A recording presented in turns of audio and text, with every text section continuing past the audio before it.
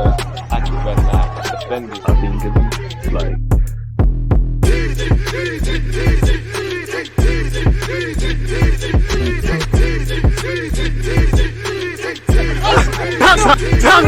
People deluded, I'm back again. Come on, Ian. Come on.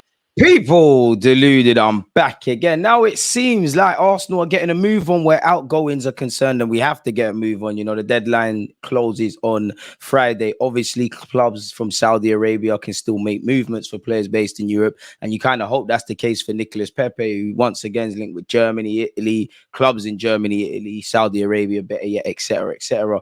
As you can see in front of me, Nuno Tavares to Nottingham Forest. Here we go, says Fabrizio Romano. Deal agreed with Arsenal on a loan until June 2024. I understand the loan fee will be a bit higher than 1 million plus a 12 million buy option. Medical tests being completed today. New left back for Forest plus Morello. Deal done since Friday. And there's also been several tweets from Romano where he sat there and said, you know, Nuno Tavares gave his okay to the deal a while ago.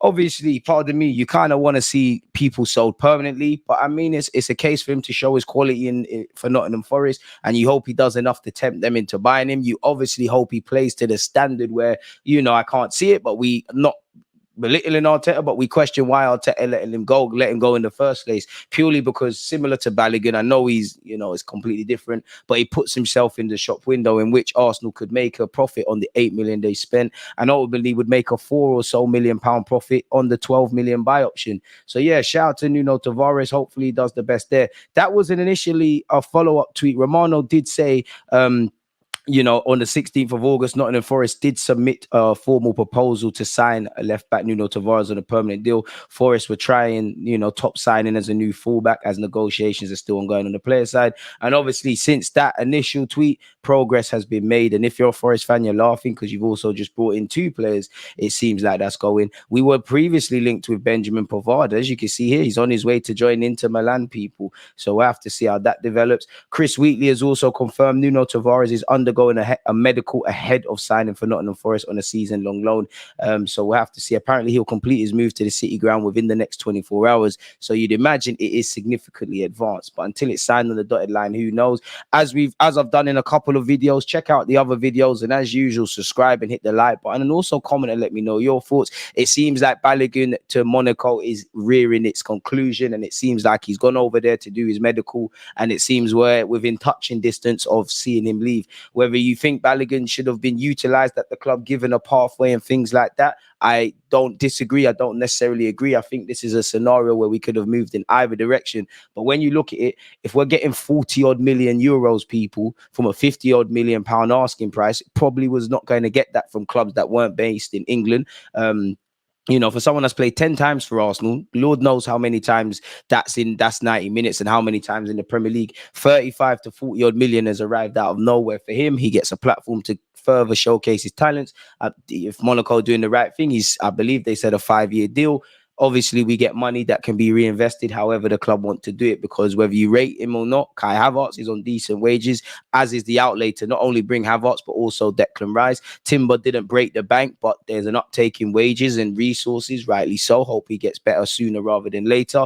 Obviously, Saka, Martinelli, Saliba, I believe Ramsdale, Nelson, Eddie Nketiah last season. There's been a bunch of new contracts. There's talk of Odegaard and Benjamin White following suit, and who knows, there might be some others if it's appropriate. You know, again, the wage bill is going up. We need to get some funds elsewhere and simply get players off the books that are not in Arteta's plans.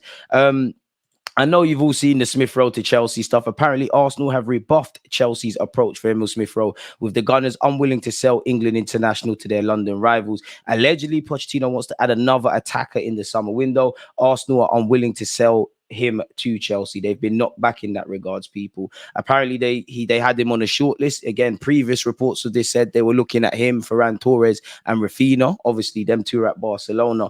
Apparently Pochettino wants to add an attacker. Again, it seemed like Chelsea bringing a striker. Maybe they deem there's not a striker on the market, and with Nkunku to come back, with Broja on the wage bill, you know, I'm definitely missing somebody else out that can play up front at Chelsea. Sterling, technically, maybe they reckon, you know what, attacking mid right wing will do something in that regards to get goals. Apparently, Arsenal have not back an initial approach from Chelsea for Smith Rowe. I'm a big Smith Rowe fan. This is music to my ears, but anything can change in a blink of an instance, people. Apparently, Smith Rowe is among the names the Blues have inquired about. However, Chelsea's overturns have been met with a short shrift, I can't say that word, by Arsenal, who have told their London rivals they do not want to sell their England international to a team who are direct competitors. Sources claim that an offer way above market value may tempt the Gunners into selling before Friday's deadline, in which everyone's got a price. But as things stand, there appears to be a minimal chance of that deal taking place. Sources have indicated that Chelsea have shown a willingness to include players as a sweetener in any deal with Arsenal, unless you've got Levi Colwill for us, which I can't see that happening, or, you know, based on the fact that Arteta wanted Mudryk, I don't know anybody else really and truly in that regard. Again, Smith Rowe's long-term future at the Emirates is unclear. You know, the last 12 months from a footballing point of view have been nothing short of hell for him. Hopefully the man can stay fit. Again, it was confirmed on Monday that Burhe's team are looking at Rafinha, Ferran Torres, Smith Rowe, and probably got a bunch of other teams. Apparently, Smith Rowe also was of interest to West Ham earlier this summer, and the attacker could yet generate further interest heading into the final days of the transfer window, where things can move very quickly at a blink of an eye, people. Apparently, The Express's Ryan Taylor has said Arsenal are working on finalising 5 exits to generate financial leverage for a bonus signing. Arsenal are focusing their efforts on offloading the fringe players on the outskirts of Mikel Arteta's squad ahead of the September 1st transfer deadline. The Gunners have already completed the crux of their summer business, but there is still a firm chance that further reinforcements with an S, could arrive before the close of play on Friday, even if there is currently a lack of movement on potential incomings. Sporting director Edu has already overseen progress on the departures in the past few days after Tierney sealed a season-long loan to Betis. As we know, Balogun is currently undergoing a medical with Monaco ahead of a £34 million move to Monaco and a return to Liga, where, as you know, he was there last season. But the aim is to trim Arteta's squad right down ahead of a return to the Champions League. Otherwise, Arsenal will be faced with the prospect of paying the wages of players that aren't involved this season. Arteta has been totally transparent with those that aren't part of his plans, and those players are currently training away from the main group at London Coley. Arsenal would like to overturn some profit on the $8 million they shelled out to Benfica for Tavares in the summer of 2021, which on paper, we're not going to do that. Negotiations with Nottingham Forest over a loan or permanent deal for the left back failed to bear fruit in the past few weeks, but there's a chance talks could be reignited. As we know, obviously, the Romanos of this world have said that is picking up progress. Tierney's obviously gone. Rob Holding's been linked with Sevilla, Mallorca, Betis, Luton, Crystal Palace, and Wolves. So we'll have to see where that's going. Apparently, Holding is also thought to be of interest to Luton Town, but talk of loan interest is wide of the mark. But apparently, their move for Newcastle's loan move for Newcastle's Isaac Hayden is broken down. I wonder if that means a merry-go-round, which could affect Rob Holding. That's because the Hatters have now filled their loan quota, as the Premier League clubs are only permitted to sign 2 players on loan during the season. So there you have it, people. That tells you that it's either permanent to Luton or not. I don't know if they have the finances. I don't know if they have the willingness. I don't know if Rob Holding wants to sign for them. I don't know if they're willing to hit the asking price that Arsenal are seeking. So we'll have to see that. Lokonga allegedly remains available for transfer, but there's been little movement on that front to date following his loan spell with Palace. He was briefly considered by Brighton. It seems like they're bringing in another midfielder. Allegedly, Monaco also looked at him this summer and also in January. That hasn't happened in that regard. Cedric Suarez remains respected by Arteta, but the Gunners have now moved in a fresh direction since the fullback was a regular for Arsenal. Clubs from England, Spain, and Portugal have shown interest, but we're yet to receive any bids for the 31-year-old. Apologies, his contract expires next summer, and we want to sell. Pepe, again, we'll have to see. There's been talks with 2 clubs in Saudi Arabia, but Arsenal are yet to receive any formal bids. We've also seen Besiktas were linked with Pepe and Holding. Clearly, nothing has come of that. Gabriel, our centre-back, despite interest from Saudi Arabia, allegedly is to stay, and we've gone over Emil Smith Rowe already. Something did catch my eye here. Apparently, what's this? Arsenal turned down 21 million timber replacement as Mikel Arteta risks being caught short.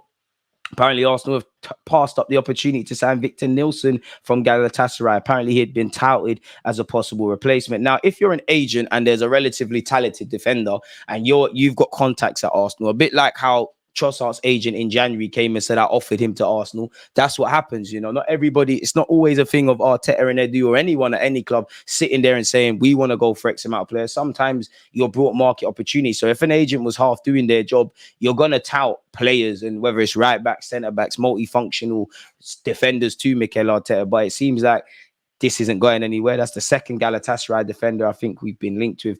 Apparently, Arsenal were allegedly, courtesy of the Express, were reportedly offered the chance to recently sign Nelson during exploratory, I can't say that, exploratory transfer talks. Tongue twister. Pause. However, upon learning the terms of the deal, the Gunners decided against pushing ahead with a late swoop. Nielsen would be available for just 21 million. So we don't deem that his release clause or just him is value for money, really and truly. He's also been linked with Nottingham Forest and Spurs, the 24-year-old Danish international. Not a clue what's happened in that regard, but it seems like that's something that we won't be going in for. You can never rule it out, but based on what we're seeing in front of us, that seems to be a myth. So we've gone over Tavares, we've gone over Smith Rowe, we've gone over Balogun and several other things. Let me know your thoughts. Hit the like button, comment and subscribe. Appreciative to you lot for listening and also doing everything I asked of you lot in advance. Stay blessed, stay safe. I extend that to your family. I hope everyone's in good health. One love. There's always just that active red flag, defending. I think it's like